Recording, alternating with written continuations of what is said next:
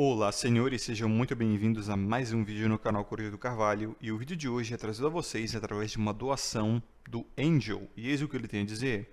Olá, Coruja, waifuísmo realmente é cope?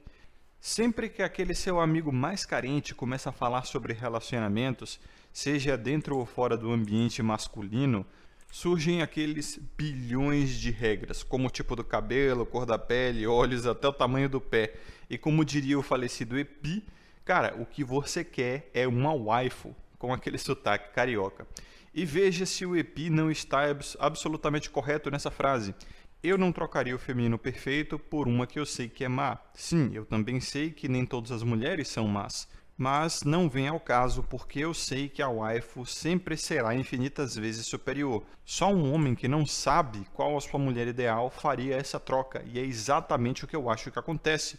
As mulheres sabem perfeitamente simular a waifu do homem e ele projeta essa sua idealização na parceira. Então eu gostaria muito de ouvir a sua opinião. Será que na verdade o que os homens realmente querem é a waifu?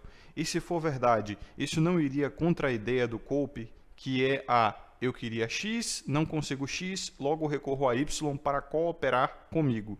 Nesse raciocínio, meio que Stacy é cope para quem ainda não conheceu a waifu. Abraços, Coruja. E Angel, eu que agradeço a doação e o excelente assunto de vídeo, principalmente que estamos chegando aí no dia dos namorados, né, dia 12. Eu ia deixar esse vídeo para o dia 12, mas seria muito tempo de espera para atender essa promoção de vídeo, né?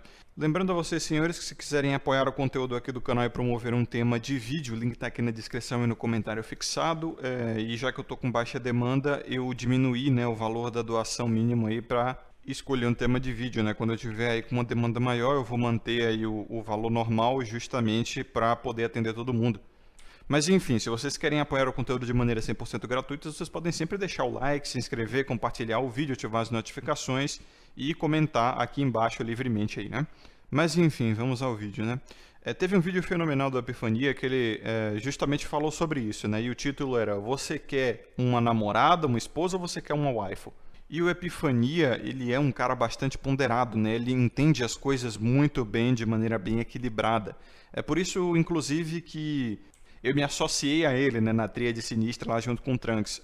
Ambos os caras eram bons da cabeça, entendeu? Eles entendiam bem a coisa e eram bastante compreensivos. Naquele vídeo, o Epifania ele entendeu perfeitamente a essência da waifu, velho.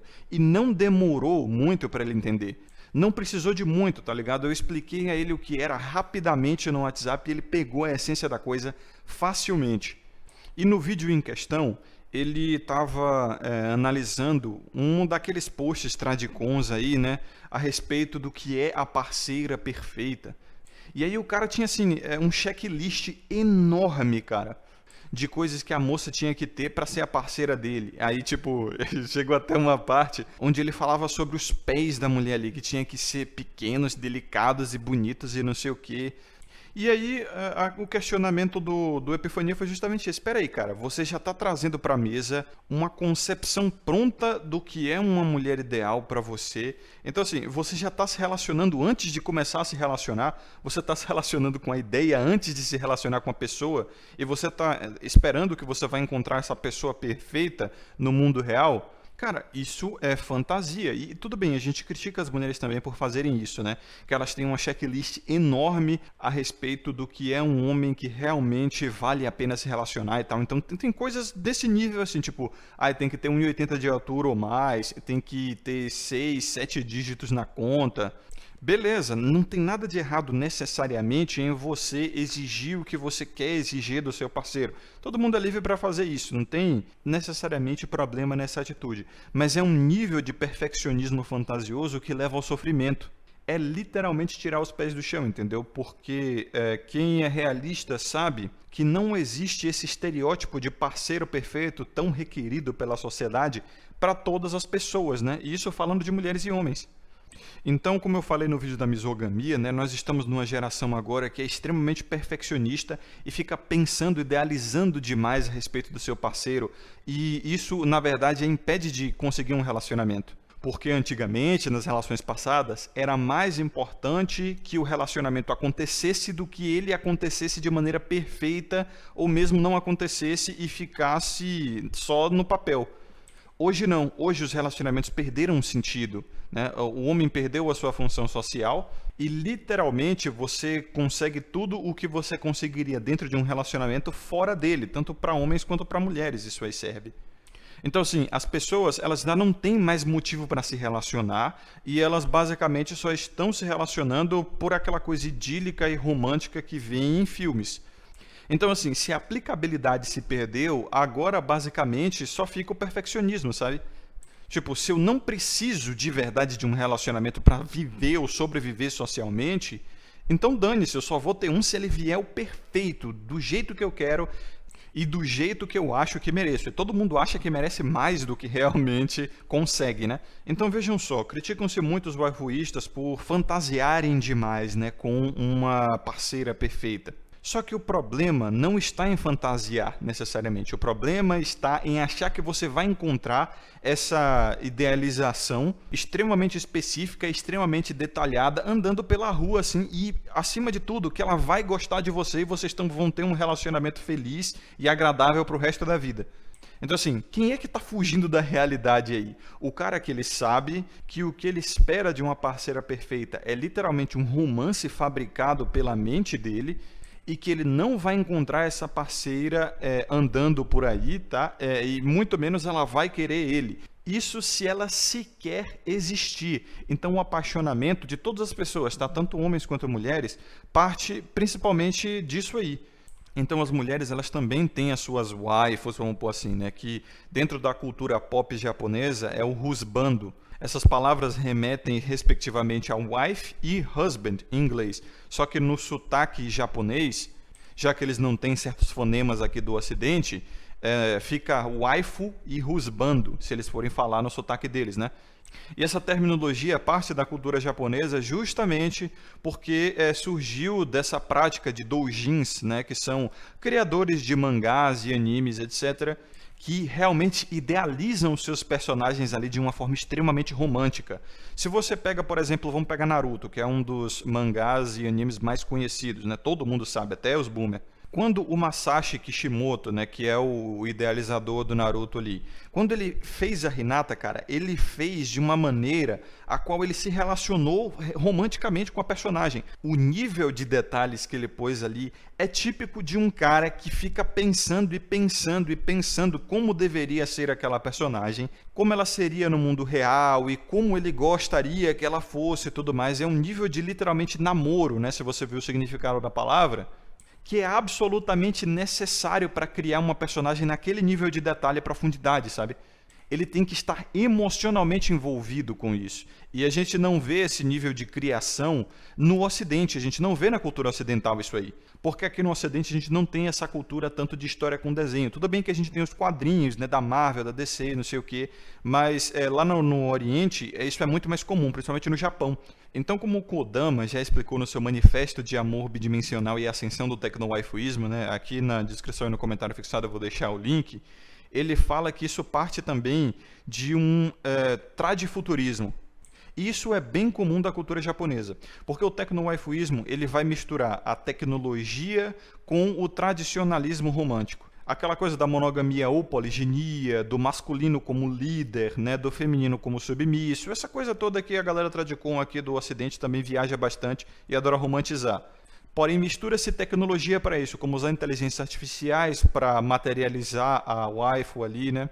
Usar dolls, filmes, séries e animes que são fruto da tecnologia para justamente ver a sua fantasia ali no mundo, né? E ele explica com todo o aparato psicológico típico da profissão dele, né? É psicoterapeuta, que esse tipo de investimento emocional é natural e é o que a gente chama de amor, né? E ele usa para isso o exemplo do bonsaísta, que também é da cultura japonesa, né?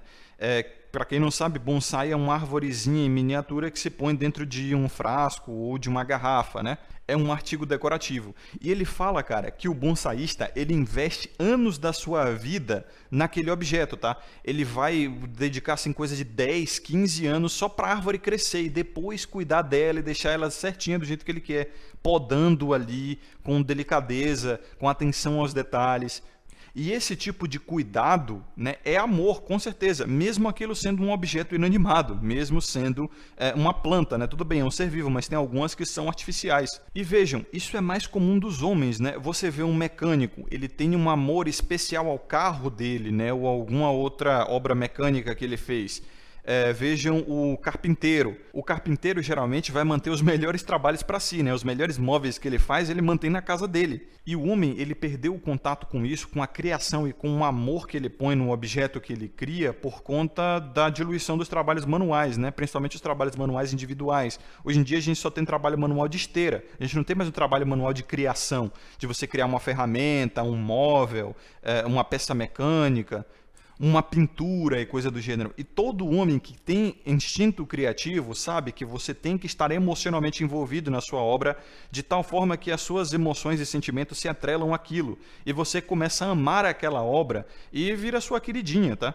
Caras que gostam de carro e moto mesmo. Quantos você não viu que chamam o seu carro ou a sua moto de ela, né? Eles dão o sexo feminino a um ser inanimado.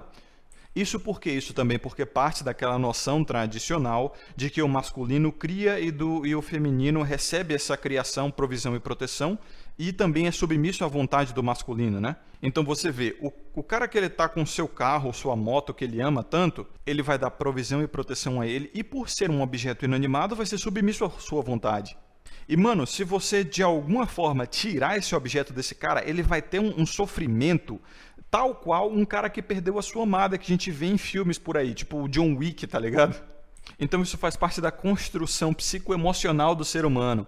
Quando ele está envolvido emocionalmente com uma coisa, essa coisa não precisa ser viva, essa coisa não precisa ter consciência, essa coisa não precisa nem corresponder o amor a ele, né? Por principalmente ser um objeto inanimado.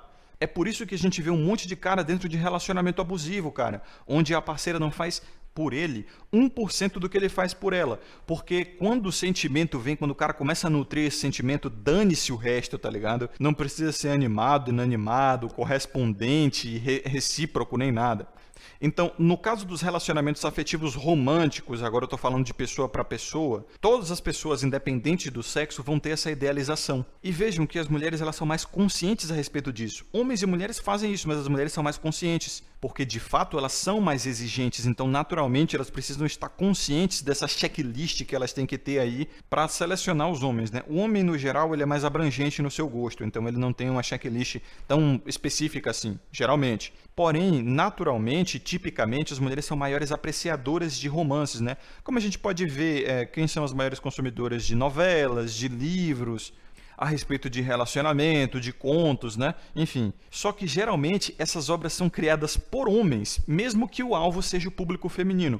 Então, veja aí que um homem que tem esse nível de romance, ele é raro, é como se tivesse um dom para isso, né?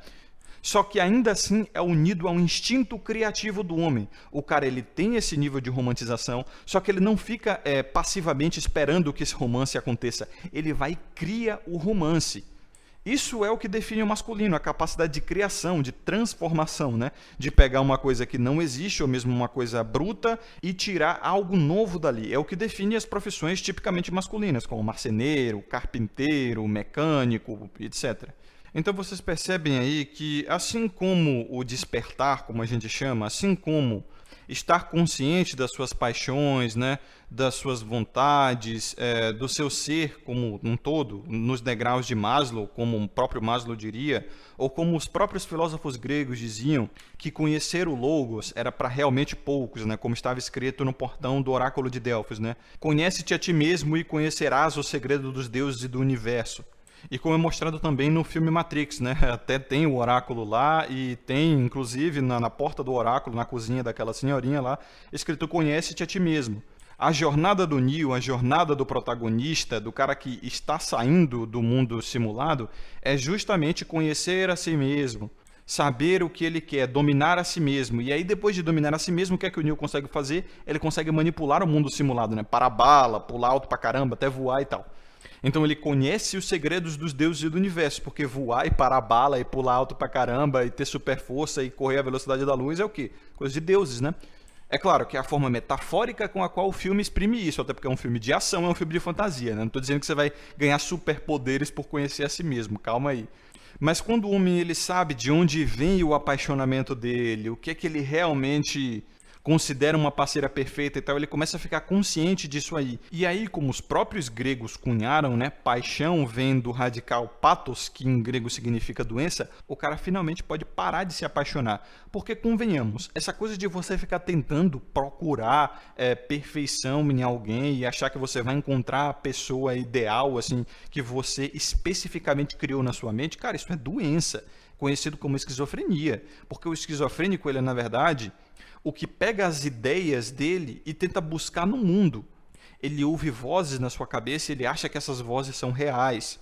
Ele acha que tem gente realmente morando na cabeça dele. Ele acha que as pessoas que ele criou na sua história são as que ele encontra na rua, são seu pai, sua mãe, seus amigos. E veja, muito criticam os waifuístas dizendo que eles são esquizos, né? Só que, de acordo com a definição da patologia em si, o esquizofrênico mais parecem as pessoas que não são waifuístas. As pessoas normais, né? Porque o que é que elas estão esperando? Elas estão esperando encontrar o seu parceiro perfeito. E quando entram em relacionamento, elas entram com essa noção de que o parceiro ele vai se comportar de acordo com suas expectativas. E tem um nome para isso.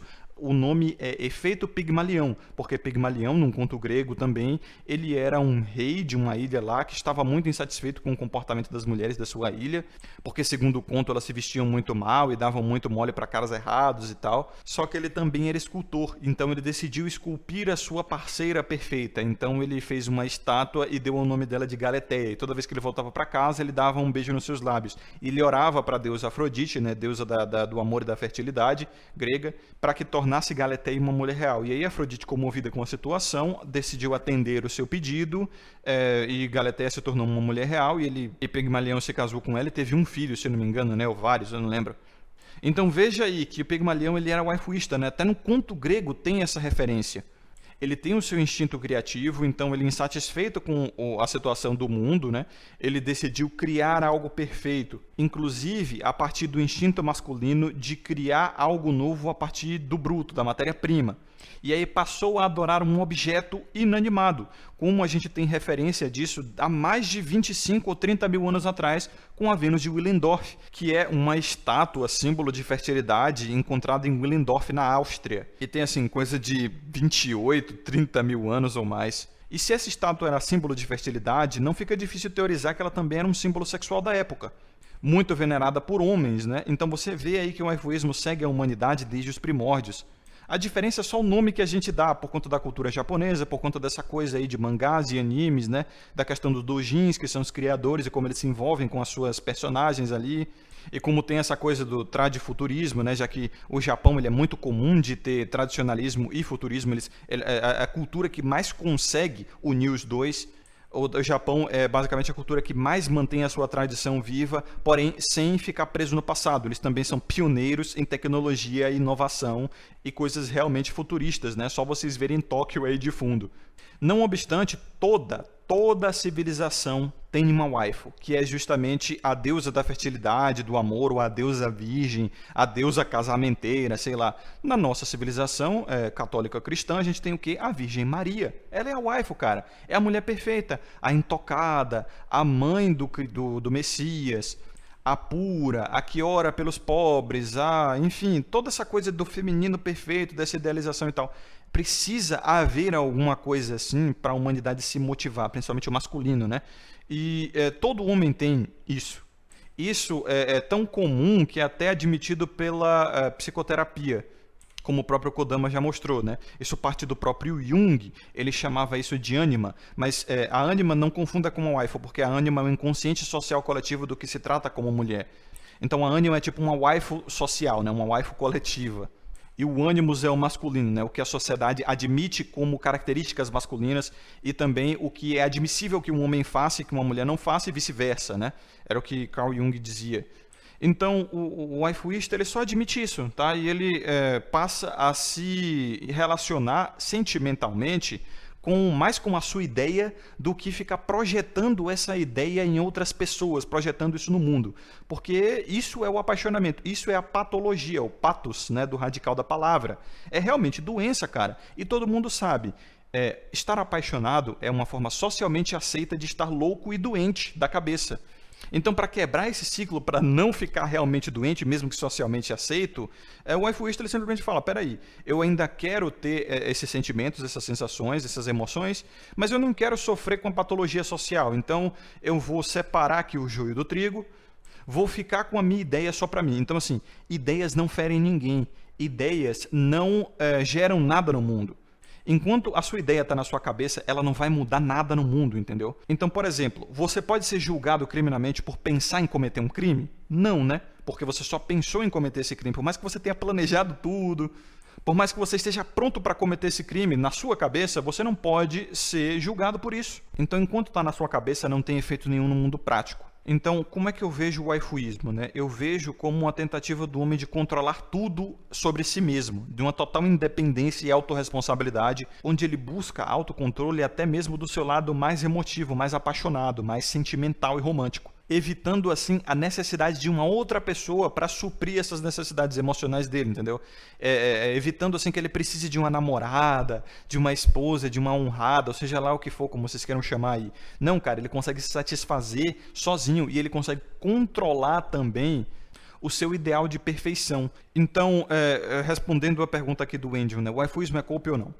Ora, do jeito que usam o cope atualmente aqui no nosso ambiente, cara, cope virou basicamente tudo, tá? Principalmente tudo aquilo que faz você fugir do sofrimento ou da narrativa dos caras que gostam de chamar os outros de copeiro. Eu já fiz vídeos a respeito do que é o cope de verdade e do cope que tratam aqui. E tecnicamente, em ambos os sentidos, tudo é cope, porque no sentido literal da palavra, como ela é realmente usada originalmente, literalmente lidar com algum tipo de dificuldade psicoemocional aí. E, pô, a vida é uma eterna dificuldade psicoemocional, né? Então tudo é cope, viver é cope. E do jeito que a gente usa aqui no ambiente masculino, é você tentar criar algum tipo de subterfúgio emocional para não lidar ou para simplesmente conseguir tancar a narrativa evidente. Nesse sentido, como é uma questão de narrativa, já que ninguém tem a verdade pura e simples, o cope é um consenso entre os que concordam com essa narrativa. E, na minha opinião, essa é uma forma muito enviesada de ver o cope, porque depende realmente de uma narrativa e do consenso daqueles que concordam com essa narrativa. Então, a versão original do cope é muito mais honesta. E se tudo é cope, irmão, você tem que fazer a definição do cope bom e do cope ruim, né? No caso, o edificante e o limitante, como eu gosto de tratar. Então, se tudo é cope, logo o waifuísmo também é cope, mas é um cope que está te limitando ou está te edificando? E só quem pode responder é você, porque o waifuísmo, ele traz justamente essa ideia de você se autocontrolar, ser autorresponsável e ter realmente o autoconhecimento também, né? De saber o que é o seu apaixonamento, as suas características que você espera na pessoa amada. E se você quiser desenvolver isso mais a fundo, seja de forma abstrata ou material, você pode desenvolver de forma abstrata em contos, né, em histórias, em desenhos, que você mesmo faz se você tiver um instinto criativo, ou você pode desenvolver isso com inteligências artificiais, com dolls, com papel de parede, animes, ou seja lá o que for, cara. Action figure, tá? Isso aí vai da liberdade do cara. E assim, vai ter muito shaming a respeito disso, é claro, estejam prontos, porque é a misandria padrão. Mulheres fazem isso pra caramba e não são julgadas. É só você ver, por exemplo, os 50 Tons de Cinza. É só você ver as novelas aí, né? E vários outros contos e histórias e ficções das quais elas se apaixonam. Ninguém tá lá enchendo o saco delas a respeito disso, mas todo mundo gosta de encher saco de homem, né? Todo mundo gosta de ficar julgando o homem e ficar xingando o homem, dizendo que é fracassado, é esquizo, é isso e aquilo, blá blá blá. Fala, tanquemos, né, senhores? O mundo é misândrico mesmo, ele nunca vai mudar. Então esse é o vídeo. A vocês, senhores, que acompanharam até aqui, um forte abraço. Agradeço também ao Angel pela promoção de vídeo. Sabedoria e consciência sempre. Vejo vocês no próximo vídeo. Aqui é o Coruja e até mais.